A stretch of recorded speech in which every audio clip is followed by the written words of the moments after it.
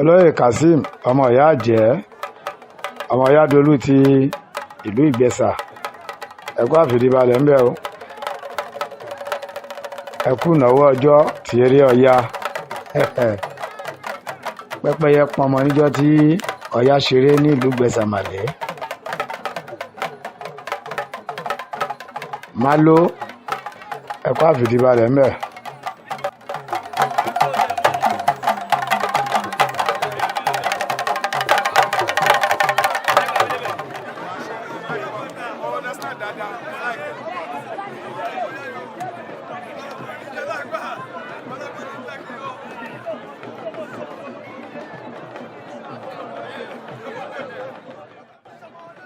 Baálẹ̀ ẹkú àfìdíbalẹ̀ ń bẹ̀.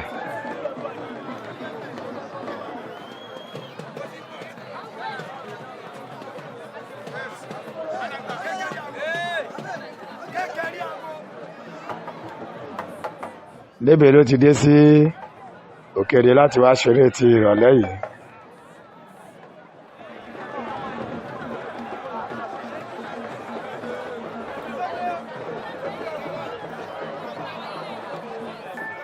Mo kí ìyá àgàn ti ìlú Ìlógbò Àṣòwò ẹkú ìnáwó ọdún eégún.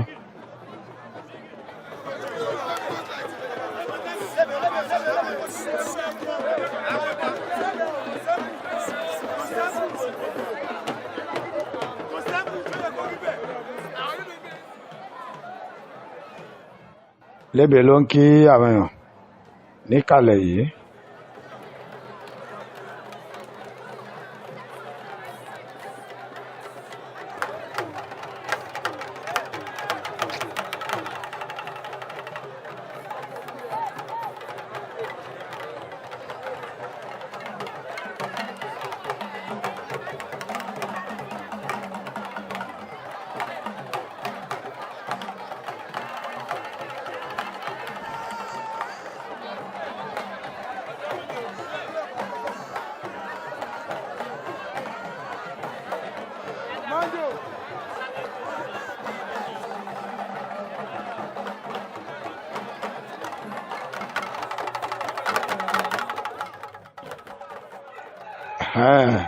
Aṣọ yìí ti bẹ̀rẹ̀ Lébè ló ti gbé aṣọ mi yìí ìtò wà lórí ẹ̀ ó ti sọ́lẹ̀.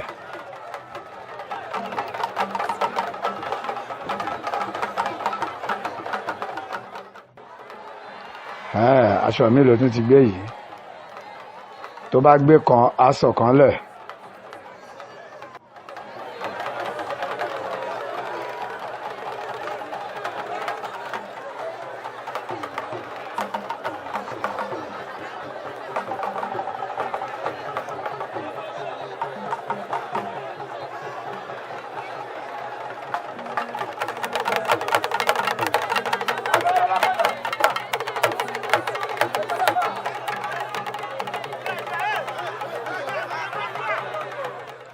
Ẹ̀fún Lébè láyè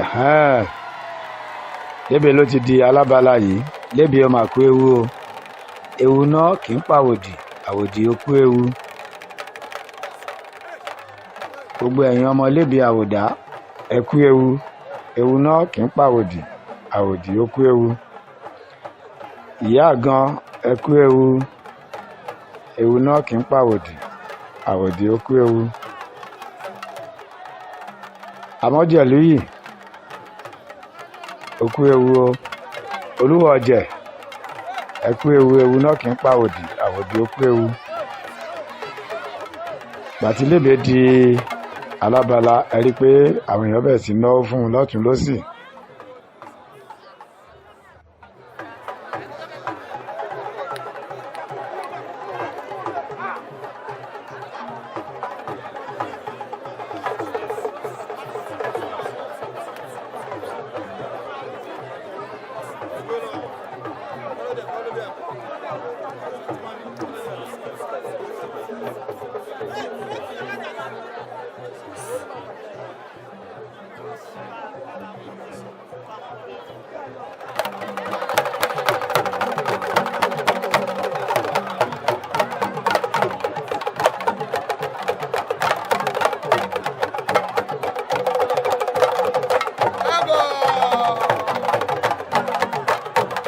àbáyọ ọmọ abílọ̀jẹ̀ tí ò lè ṣáwó obìnrin ló ń jó bàtà tẹ́ ń wò yìí ṣẹ́ ti rí jagunjagun wọ̀lú ẹ̀ farabalẹ̀.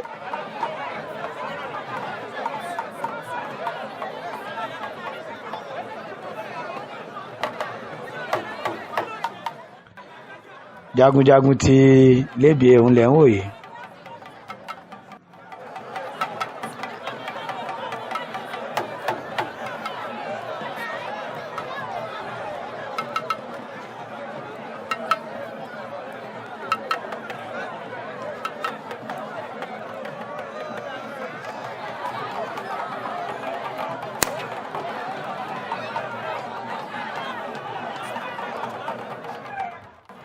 àti jagunjagun àti tíṣà gbogbo wọn ló pàdé.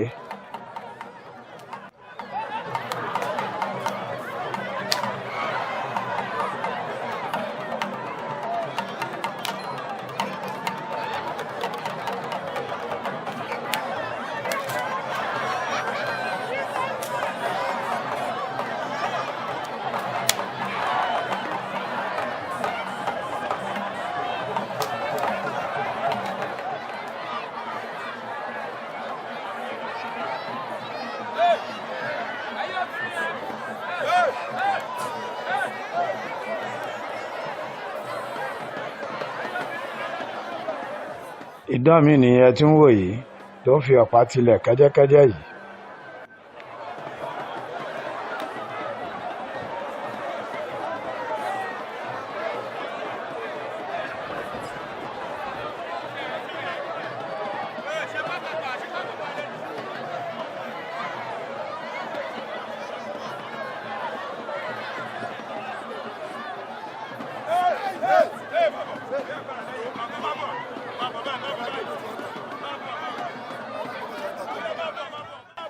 lórúkọ aláṣẹ apàṣẹ iléeṣẹ́ wa Lutas Films and Record International títí dínú fọ́nrán mi ilé ò ní lé wa ọ̀nà ò ní nà wá o.